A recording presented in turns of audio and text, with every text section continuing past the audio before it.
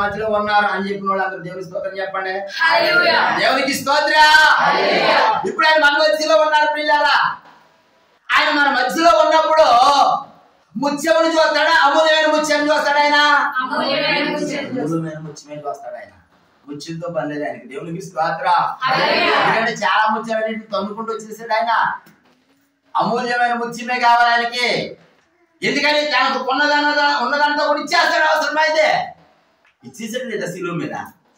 మాత్రం చెప్పాలి, ఇచ్చాడు లేదా? ఆయన ఒంటిలో ఆ శిలువ మీద ఉన్నప్పుడు చనిపోయాడా లేదని చెక్ చేయడానికి ఒక దొంగ వచ్చి బల్లెములు పుచ్చుకొని ఆ పట్ట మీద అలా పడవగా ఆయన ఒంటి నుండి చేయి కారిందట. నీరు కారణం రక్తం కారాడుగా. ఆయన రక్తం అయిపోయింది, అయిపోయింది. ఇంకా రక్తం లేదు అసలు. ఆయన రక్తం అంతా దారపోసాడు. ఎందుకోసమో తెలుసా? నిన్ను ఆయన తన బిడ్డగా అంగీకరించడానికి. దేవునికి స్తోత్రం. ఈ రోజున నీ వ్యక్తిత్వం నీకు అర్థం కావడం లేదు. నువ్వు ఎంత విలువైన దానివో నీకు అర్థం కావడం లేదు. నీ జీవితాన్ని వృధాపరుస్తున్నావు, కాలాన్ని వృధాపరుస్తూ ఉన్నావు. నువ్వు ఒక ప్రత్యేకమైన దానవు. దేవునికి స్తోత్రం. ఎంత ప్రత్యేకమైన దానవో తెలుసా? సాక్షాత్తు దేవాది దేవుడే నీ కొరకు ఆయన కొన్నదంతా కూడా అమ్మి నిన్ను ఆయన బిడ్డగా స్వీకరించినంత గొప్ప దానవు. దేవునికి స్తోత్రం చెప్పండి. ఈ రోజున ప్రభు యొక్క వాక్యం మాట్లాడుతుంది. మరి ఏంటి ప్రభువా, నన్ను అమూల్యమైన ముత్యం వాళ్ళని ఉండనంటున్నావు కదా, అమూల్యమైన ముత్యానికి ఉండాల్సిన లక్షణాలు ఏంటి? ఈ రోజు మనం నేర్చుకోబోతున్నాం. అర్థమైందా మీకు? అమూల్యమైన ముత్యానికి ఉండే లక్షణాలు ఏంటి అసలు? నేను గత రాత్రి కాలం ముందు 3 విషయాలు గమనించాను. ముత్యంలో ఉండేటువంటి 3 విషయాలు. ఆ 3 విషయాలు సమయాన్ని బట్టి నేను మీతో పంచుకుంటాను పిల్లగా. ముత్యము లో మనకు కనబడే మొట్టమొదటి మాట ఏంటంటే, ముత్యము చాలా గట్టిగా ఉంటది. ముత్యం ఎలా ఉంటదమ్మా? గట్టిగా ఉంటది పిల్ల, చాలా గట్టిగా ఉంటది. కొంతమంది స్త్రీలు చూడండి, మామూలు కాదు అసలు. దేవునికి స్తోత్రం. చాలా గట్టిగా మాట్లాడతారు, అవునా కదమ్మా? ఆ గట్టిగా గొడవ వేసుకొస్తే అవతలైన ఓడిపోవాలి, కానీ ఈవిడ మాత్రమా తగ్గేది లేదు అంటది. అంతే, అసలు కాళ్ళు కూడా ఎగరేసేద్దంతే. దేవునికి స్తోత్రం. అంత గట్టిగా దెబ్బలాడతారు. అవతల ఆవిడ ఎందుకు వచ్చింది బాబు, ఆవిడతో మనం జాగ్రత్త ఆడలేమో అని ఆవిడే డ్రాప్ అయిపోవాలి. అంతే, అంత గట్టిగా దెబ్బలాడతారు.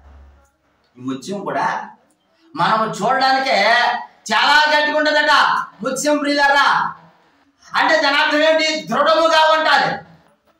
ఎలా ఉంటదండి? దృఢమైనగా. కానీ ఇల్లు కట్టుకుంటున్నామండి. ఇల్లు కట్టుకునేటప్పుడు మనం ఎప్పుడేస్తాము, ఏదో ఒక సాధారణమైనటువంటి ఆ బద్దలు తీసుకొచ్చి ఆ ఏమంటారు వాసాలు తీసుకొచ్చి వేసేస్తామా? ఎస్ఐ గారు వాకింగ్ చదువుతున్నారు సార్లో చదువుతుంటే చదవండి. అయితే మరి సెల్ ఫోన్ చెప్పినట్టండి వినాలి. ఇంటికి మనం ఇల్లు కట్టుకునేటప్పుడు ఒక సాధారణమైన వాసాలు ఎక్కిస్తామా, లేదా మంచి ఏంటది సేవ ఉన్న వాసన ఎక్కిస్తామా? సేవ ఉండాలి. సేవ ఉంటే ఏం జరుగుతుంది తెలుసా? ఆ పట్టి చాలా కాలం మందికిగా ఉంటది. దేవునికి స్తోత్రం. సేవ ఉన్న పట్టిని మన చేతికి చిరవమంటే ఎరవగలరా? ఎరవలేమండి. అది ఒక సాధారణమైన రెఫర్ చేతికి ఇస్తే మొత్తం ఏదో రకంగా దాని పెట్టో దీని పెట్టి ఎక్కడ తీసేస్తాం, అవునే కదమ్మా? కానీ సేవలో తిరుగుతుందా అంటే గట్టితనము కనబడుతుంటది సేవలో. నీ భక్తి జీవితంలో కూడా ప్రియులారా కొన్ని విషయాలు గమనించాలి. మొట్టమొదటిగా ఈ ముత్యంలో మనం ఏం చూస్తున్నామంటే, ముత్యము గట్టిగా ఉంటది. అవును, నేను ఎప్పుడైనా అడుగుతాను, రాసుకోండి. తర్వాత మా గుర్తుల దగ్గర అంటే కుదరదు అసలు. ముత్యములో మొట్టమొదటి ఎలా ఉంటదంటే గట్టిదనం కనబడుతుంటది, అంటే దృఢముగా ఉంటది. పరిశుద్ధ గ్రంథం నుంచి వాక్యాన్ని చూడండి పిల్లారా. యెహోషువ గ్రంథము 23వ అధ్యాయము 6వ వచనం అండి. యెహోషువ గ్రంథము 23వ అధ్యాయము 6వ వచనము. కాబట్టి మీరు మోషే ధర్మశాస్త్ర గ్రంథములో వ్రాయబడినదంతటిని గైకొని అనుసరించుటకు మనస్సు దృఢము చేసుకొని ఎడమకు గాని కుడికి గాని దాని నుండి తొలగిపోకూడదు. దేవునికి స్తోత్రం చెప్పండి. ఏమని చెప్తాడు ఇక్కడ? భక్తుడైనటువంటి యెహోషువ ఇశ్రాయేలు జనాంగానికి తెలియజేస్తున్నాడు. ఏమని తెలుసా? మీరు మోషే ధర్మశాస్త్రాన్ని చదివారు కదా, మోషే ధర్మశాస్త్రాన్ని విన్నారు కదా, మోషే ధర్మశాస్త్రం యొక్క విధులు మీకు తెలుస్తుంది కదా. ఆ విధులన్నిటి చొప్పున మీరు ఏం చేయాలట, ఎడమకు గాని కుడికి గాని తొలగిపోకుండా ఉండినట్లుగా మీ హృదయంలో మీ మనసులను దృఢము చేసుకొనుడి. దేవునికి స్తోత్రం. దృఢమునకు ఆపోజిట్ మాట ఏంటంటే అమ్మా, దృఢానికి, గట్టిదనానికి, దృఢానికి బలహీనత. బలహీనం అంటేనమ్మా, బలమైనదే బలహీనమైనది. అవునా కాదండి? ఇప్పుడు దృఢమైనటువంటి సంకల్పం కలిగి ఉండాలి. నువ్వు నీ కుటుంబం మీదకే ఇబ్బందులు వస్తున్నాయి, నీ కుటుంబం మీదకి ఇబ్బందులు వస్తున్నాయి, నువ్వేమైపోవు తెలుసా, ఇంకా మరింత బలపరచబడాలి తప్ప బలహీనుడు కాకుండా ఉండినట్లుగా నీ ఆత్మీయ జీవితాన్ని చూసుకోవాలి. దేవునికి స్తోత్రం. ఈ ముత్యమును కొనేటువంటి మొట్టమొదటి లక్ష్యం ఏంటంటే గట్టిదనము కలిగి ఉంటది. ఎలా ఉంటదంటే గట్టిదనము కలిగి ఉంటది. నీ భక్తి జీవితం ఎలా ఉన్నదే? ఇశ్రాయేలీయులకు యెహోషువ తెలియజేస్తున్నాడు కదా, మీ ముందున్నటువంటి మార్గం నుంచి మీరు తొలగిపోకుండా ఉండినట్లుగా. ఎలాగా తొలగిపోకుండా చెప్పాలి? గుడికి కానీ ఎడముకి కానీ తొలగకుండా ఉండాలంటే ఎలా వెళ్ళాలి? అప్పుడు నిదానముగా వెళ్ళాలి. అంతేనమ్మా? గుడికి కానీ పడకుండా ఎడముకి కానీ పడకుండా ఉండాలంటే నిదానంగా వెళ్ళాలి. ఒరే చిన్నంగా చూసినట్ట అంటారంట మనోళ్ళు. అంటామండి. ఎందుకని దిక్కులు చూసి ఏమైపోతా పడిపోతాం కనుక. చిన్న బాధాకరమైన విషయం చెప్తాను చూడండి పిల్లలు, చిన్న బాధాకరమైన విషయం. బస్సు ప్రయాణం చేస్తున్నాడు ఒక ఆయన, డ్రైవింగ్ చేస్తూ ఉన్నాడు. డ్రైవింగ్ చేస్తూ ఉన్నప్పుడు చాలా మంది ఉన్నారు అందులో. అతను చేసిన చిన్న పొరపాటు బస్సు లోయలో పడిపోయింది. ఫోన్ వచ్చింది డ్రైవింగ్ చేస్తూ ఉన్నప్పుడు. ఫోన్ ఇలా మాట్లాడుతూ ఆ పక్క ఏదనేసరికి ఇలా చూసాడు. ఈలోపు టర్నింగ్ వచ్చింది, టర్నింగ్ కంట్రోల్ చేయలేకపోయాడు, బస్సు లోయలో పడిపోయింది. చాలా మంది గాయాలు పాలైపోయారు, 10 మంది చనిపోయారు. ఒక వ్యక్తి యొక్క అశ్రద్ధ కారణం వచ్చేత. నీ అశ్రద్ధ వల్ల నీ కుటుంబం ఒకవేళ బలహీనమవుతుందేమో. నీకు అర్థమవుతుందన్నమాట? నీ బలహీనత వల్ల నీ వ్యక్తిగత జీవితం యొక్క సాక్ష్యంలో సరిగా లేకపోవడం బట్టి నువ్వు ఎడమకు పడుతున్నావో కుడికి పడుతున్నావో చూసుకో. ఎడమకు కానీ కుడికి కానీ అంటే లోకంలో పడిపోతున్నామో చూసుకోవాలి. మరి ఎక్కడ పడకుండా ఉండాలంటే మనం ఎందులో ఉండాలి? వాక్యంలోనే ఉండాలి ప్రియులారా. యెహోషువ అంటున్నాడు కదా ఇశ్రాయేలుతో, అయ్యా మీరు ఎడమకు కానీ కుడికి కానీ పడకుండా ఉన్నట్లుగా మీ మనసులను మీరు ఏం చేసుకోండి, దృఢపరుచుకోండి. అంటే మీ మనసులను మీరు బలము చేసుకోండి. ఏదైనా ఇబ్బందికరమైన పరిస్థితి వచ్చింది, నువ్వు బలహీనుడు అయిపోతే పడిపోతావు. కానీ నువ్వు నీ సంకల్పం ఏదైతే ఉన్నదో, నేను అసలు తొలగిపోను, నేను చూడను, నేను మాట్లాడను, నేను ఆలోచించను అనేటువంటి తలంపులు ఉంటే నువ్వు పడతావు. అసలా అమ్మ చెప్పండి, పడతావా? పడవండి. చిన్న మాట చెప్తున్నాను ప్రియులారా, చిన్న మాట చెప్తున్నాను. అమ్మ వినాలి. లారీ డ్రైవింగ్ నాకు తెలిసిన ఒక స్నేహితుడు లారీ డ్రైవర్ ఉన్నాడు. వాళ్ళు లారీ డ్రైవింగ్ వెళ్ళారంటే 15-20 రోజుల పాటు మరలా ఇంటికి రారు. 15 రోజుల పాటు మరలా ఇంటికి రారండి. ఇలాంటి ఘోరంగా ఒరిస్సా, కలకత్తా అటు సైడ్కి వెళ్ళిపోతుంటారు. అలా వెళ్ళినప్పుడు ఇన్ని రోజులు ఇంటికి రారు కదా, వారికి భార్య మీద జ్ఞాపకం వస్తే కొంతమంది ఏం చేస్తారంటే తప్పు చేస్తారు. ఇతడు ప్రార్థనకి వెళ్ళేవాడు, నా స్నేహితుడు కనపడిన వ్యక్తి ప్రార్థనకి వెళ్ళేవాడు. ఆ రోడ్డు మీద ఒక ఆవిడ కనపడింది, కేంద్ర అన్నాడు. అన్నా లారీ ఆపి అన్నాడు. యారు ఏం పని రా అన్నాడు. అన్నా నాకు ఏదో చిన్న పని ఉంది, లారీ ఆపి అన్న. మనోడికి అర్థమైంది డ్రైవర్కి, ఒరే 15 రోజులు అయితే మన ఇంటికి వెళ్ళిపోతాం మనం. నువ్వు చేసే చిన్న తప్పు వల్ల కుటుంబం పాడైపోతాయి. నీకు ఈ మధ్యలో పెళ్ళి అయింది వద్దురా అంటే, అనయా నిన్ను రమ్మని అడగడం లేదుగా, నేను బాధను అంటున్నాను, నీకే పని ఏంటి? మేము ప్రార్థనకి వెళ్ళమా? మాకు లేదా భక్తి? మీకు అర్థమవుతుందండి ఆ మాట? మేము ప్రార్థనకి వెళ్ళమా? మాకు లేదా భక్తి? నా భార్య ప్రార్థనకి వెళ్దా అని రోజులనయా, నీకెందుకు నువ్వు ఆపి అన్నాడు. ఇలా ఉన్నప్పుడు ఇలా చాలా దినాలు జరిగినాయి. ఆ యవనస్తుడికి HIV రోగం వచ్చేసింది, చాలా భయంకరం. ఇతడు మామూలుగానే ఉన్న డ్రైవరు కేంద్రమైపోయాడు, బలహీనమైపోయాడు. మీకు అర్థమవుతుంది పిల్లరా? శరీర సుఖము కొరకు బలహీనుడై పాపం చేశాడు. చేసిన పాపం వల్ల తెచ్చుకున్న వ్యాధి తన భార్యకి అంటించాడు. భార్య భర్త ఇద్దరు కూడా చిన్న బిడ్డలండి. ఆ బిడ్డలు బ్రతికే ఉన్నారు. వీళ్ళ మరణ శయ మీదుగా మరణపు వ్యాధులు కొట్లాడుతూ ఉన్నారు. ఈ మాట నేను ఎందుకు చెప్తున్నానంటే, మన భక్తి జీవితంలో గమనించాలి ప్రియులారా, మన భక్తి జీవితంలో ఎక్కడ పడిపోతున్నాం మనం? మీకు అర్థమవుతుందన్నమాట. ఎక్కడ బలహీనం అవుతున్నామో జాగ్రత్త. ఈ రోజున ప్రభు మాట్లాడుతున్నాడు, నువ్వు బలహీనుడు కాకుండా ఉండాలంటే, కుడికి కానీ ఎడమకి కానీ తొలగకుండా ఉండాలంటే నీ దుర్సూచి ఒకటి ఉంది, నిన్ను సరి చేసేది ఒకటి ఉంది. అదే వాక్యము. దేవునికి స్తోత్రం. హల్లెలూయా. గోడ కరెక్ట్గా ఉందో లేదో తెలియజేసేది తోడైతే, నిన్ను సరైన మార్గంలో వెళుతున్నావో లేదో తెలియజేసేది వాక్యము ప్రియులారా. ఈ వాక్యం నిన్ను సరి చేస్తుంది, సక్రమైన మార్గంలో నడిపిస్తుంది.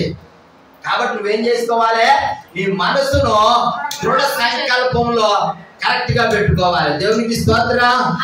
చిన్న చిన్న విషయాలుగా పడిపోతుంటారు మనవాళ్ళు, చిన్న విషయాలుగా పడిపోతుంటారండి. సాధారణమైన విషయంలో పడిపోతారు. జాగ్రత్త. ఈ రోజున ప్రభు నీతో మాట్లాడుతున్నాడు. నీ వ్యక్తిగత సాక్ష్యం ఎలా ఉన్నది? నీ వ్యక్తిగత జీవితం ఎలా ఉన్నది? ఆయన నీ దగ్గరికి వచ్చాడు, మన సంఘానికి వచ్చాడు. ఆయన ముత్యముగా కావాల్సింది ఏం కావాలి? అమూల్యమైన ముత్యము. దేవునికి స్తోత్రం. ఈ రోజు నువ్వు అమూల్యమైన ముత్యములు ఉండాలనుకుంటున్నావు తల్లి. ఉండాలనుకుంటే ఎడమకి కానీ కుడికి కానీ పడిపోకుండా ఉండేటట్లుగా నువ్వు బలముగా దృఢము కలిగి ఉండాలి. ఎందులో? విశ్వాసములో. ఎందులోనండి? విశ్వాసంలో ప్రియులారా. చిన్న మాట చెప్తాను చూడండి. చిన్న మాట. సముద్రం దగ్గరికి బలహీనపరిచే దురాంతం వచ్చింది. బలహీనుడయ్యాడా? బలముగానే ఉన్నాడా? బలహీనుడైపోయాడు. అంతకుముందు ఎంత బలము కలిగిన వాడండి సంసోను. కానీ చిన్న విషయం దగ్గర పడిపోయి తనకున్న బలమును అంతా పోగొట్టుకున్నాడు. బలహీనుడైపోయాడే. ఈ రోజున నువ్వు ఎక్కడ పడిపోతున్నావో? తినే దగ్గర పడిపోతున్నావో, త్రాగే దగ్గర పడిపోతున్నావో, ప్రయాణంలో పడిపోతున్నావో, మాట్లాడే విషయాలు పడిపోతున్నావు. కొంతమంది చూడండి చాలా దారుణమైన వల్గరగా డబుల్ మీనింగ్ డైలాగులు మాట్లాడతారు. అవునే కాదమ్మా? తాత కనపడి ఏమంటాడు? తాతయ్య అలా ఉందా?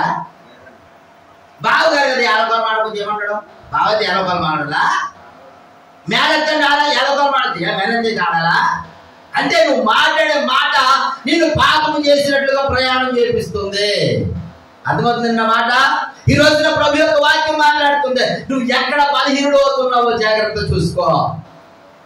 ఒక ఆయన చెరుకొట్లు కొట్టే కాడికి వెళ్తారు కదా, మకాంపానికి.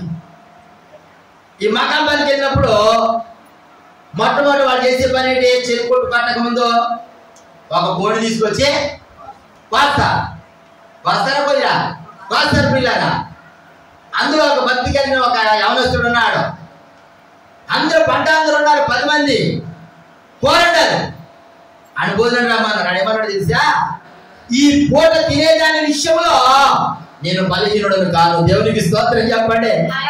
నేను గెంజేసుకునేదంటే కానీ ఆ వ్యర్థమైన ఆహారం మాత్రం నేను తినను. కంటికి రమ్యంగా కాపాడిందట, ఎర్రగా కావండి, ఎర్రగా కాపాడిందట. ఎర్రగా కాపాడింది, దాన్ని తినడం అనుకున్నాడు. ఆకలి తట్టుకోలేకపోతున్నాడు. అయ్యో, ఆ నిమిషం తినకుండా ఉంటే చచ్చిపోతాడా? చచ్చిపోడు కదా. కానీ అలా అనుకున్నాడట. ఏమన్నాడు తెలుసా దురాత్మ? అందరూ తినగలేదు, నువ్వేనా తింటే ఏమవుద్ది? తినే అంటదంతా. పిల్లలు గమనించాలి. ప్రభు యొక్క వాక్యం నీతో మాట్లాడుతూ ఉంది. రోజున ఎక్కడ పడిపోతున్నావో చూసుకో, ఎక్కడ బలహీనుడు అవుతున్నావో చూసుకో. కానీ ముత్యమట ఎంతమంది నొక్కినా కానీ అది నొక్కు పడకుండా ఉండినట్లుగా గట్టిగా ఉంటదట. ఏంటమ్మది? ముత్యం. పిల్లలు అమూల్యమైన ముత్యం వల్ల మార్చబడబోతున్నావు. క్రీస్తు రక్తము చేత కడగబడ్డావు నీవు. క్రీస్తు రక్తము చేత కొనబడ్డావు నీవు. అది ఎంత అమూల్యమైన రక్తాన్ని కాచాడు నీ కోసం. నిన్ను ఎలా ఉంచాలని? అమూల్యమైన ముత్యములు ఉంచాలని. మంచి ముత్యములు చాలా ఉన్నాయి. మంచి ముత్యము కంటే అమూల్యమైన ముత్యం ఇంకా గొప్పదే. నువ్వు గొప్ప స్థాయిలో ఉండాలి, పరలోక రాజ్యములో ఉండాలి ఆయనతో కూడా. నీ భక్తి జీవితం ఎలా ఉన్నది? పడిపోతున్నావేమో, ఎడమకైనా పడిపోతున్నావేమో, కుడికైనా పడిపోతున్నావేమో. ఎడమ కుడి అంటే చెప్పమంటారు పిల్లారా? చెప్తాను చూడండి. కొన్ని మన కోసం మనం తప్పు చేయము. ఎవరి కోసం చేస్తాం? పక్కోడి గురించి. అవునే కదా? మన కోసం మనం చేయము. ఇది ఎడమ అనుకోండి, కుడి అంటే మన కోసం చేసేదో. నీకు అర్థమైందా? అంటే తప్పు చేసే విషయాల్లో కూడా ఎడమ కుడి అంటే చెప్తాను చూడండి. నేనేం అనలేదండి, ఆవిడ అన్నదంటే ఏదో నేను మాట సాయం చేశాను అంతే. మీకు అర్థమవుతున్న మాట సాయం చేశానంతే. మాట సాయం చేయడం కూడా పాపానికి నువ్వు చేయొచ్చినట్టే. అది ఎలా ఉంది నీ భక్తి జీవితం? నువ్వు అమూల్యమైన వచ్చావు కదా, నువ్వు పడకుండా ఉండాలి కదా, స్థిరముగా నిలబడాలి కదా. మొట్టమొదటి దాంట్లో పడిపోతే ఎలాగా? నువ్వు అంత బలహీనుడువా? నా యేసు ప్రభు దగ్గరికి పాటు చేయడానికి అనేక మంది వచ్చారండి. ఏనాడు కూడా ఆయనలో పాపం ఉన్నదని ఎవరు కూడా కనుగొనలేకపోయారు, కనిపెట్టలేకపోయారు అని చెప్పి సాక్ష్యం తెలుసా? నాలో పాపం ఉన్నదని మీరు ఎవరైనా స్థాపించగలరా? సవాల్ విసిరాడు. ఈరోజు నువ్వు సవాల్ విసరగలవా? నీ ఆధ్యాత్మిక జీవితంలో చెప్పగలవా? పౌలు అన్నాడు, పౌలు గారండి గొప్ప మాట, నేను సమస్తమును పెంటగించుకున్నాడు. మోషే అన్నాడు, నేను సమస్తమును పెంటగించుకున్నాడు. మరి నువ్వెందుకో విడిచిపెట్టి దాని కొరకు పరిగెట్టుకున్నా? నువ్వెందుకో కాని దానికోసం పరిగెడుతున్నా? ఈరోజు ప్రభు మాట్లాడుతున్నాడు. ఎడమకు పడిపోతున్నావేమో, కుడికి పడిపోతున్నావేమో జాగ్రత్త తల్లి. నా ప్రభు నీతో మాట్లాడుతున్నాడు. పక్క ఆవిడ దగ్గర అప్పు తెచ్చుకున్నావు, ఒక గ్లాసులు పంచదార ఇవ్వాలొద్దా? ఆవిడ అడగడం మర్చిపోయింది, నువ్వు ఆ టైంలో కూడా మర్చిపోయావు. కానీ నీకు గుర్తొచ్చింది, పట్టుకెళ్ళి ఇవ్వాలొద్దా? ఆవిడకి ఎప్పుడుకో గ్యాప్ వచ్చింది. అమ్మప్ప 2 రోజులు నాకు కొంచెం పంచదార తీసుకున్నావు కదంటే, అక్క నీకు ఇచ్చేసాను మర్చిపోయినట్టున్నా. ఎక్కడ? కొంచెం పంచదార దగ్గర పడిపోయావు. కనపడదామా? గమనించాలి పిల్లరా. ఈరోజు ప్రభు మాట్లాడుతున్నాడు. నీ వ్యక్తిగత సాక్ష్యం ఎలా ఉన్నది? ఎడమకైనా కుడికైనా పడిపోతున్నావేమో. మన సెల్ ఫోన్ లో చూడమో తప్పు, పక్కన పెట్టుకుంటే మాత్రమా? అమ్మ చెప్పండి, పక్కన పెట్టుకుంటే అప్పుడు చూస్తాం. మన ఇంట్లో టీవీ సినిమా చూడమో పక్కింట్లో ఇంటికి వెళ్ళి అంటే నువ్వు నీ ఇంట్లో చూసినా తప్పే, పక్కన ఇంటికి వెళ్ళి చూసినా మరి ఎక్కడ పడిపోతున్నావు? ఎక్కడ నీ సాక్ష్యమో? ఒక ఆయన అన్నాడు కదా, ఏది నీ సాక్ష్యమో, ఏది ఈరోజు ప్రభు మాట్లాడుతున్నాడు. ఆయన నీ సాక్ష్యాన్ని చూసే నిన్ను మంచి ముత్యముగా, అమూల్యమైన ముత్యముగా ఆయన నీ మీద బిరుదు రాయిపోతున్నాడు. ఈరోజు నీ సాక్షి జీవితం పోగొట్టుకోకూడదండి. కాబట్టి 2వ అధ్యాయంలో పిల్లరా, ఎజ్రా గ్రంథంలో ఒక మాట రాయబడి ఉంది. ఎజ్రా గ్రంథము 7వ అధ్యాయం 10వ వచనం వాక్యాన్ని చూడాలి. ఎజ్రా గ్రంథము 7వ అధ్యాయం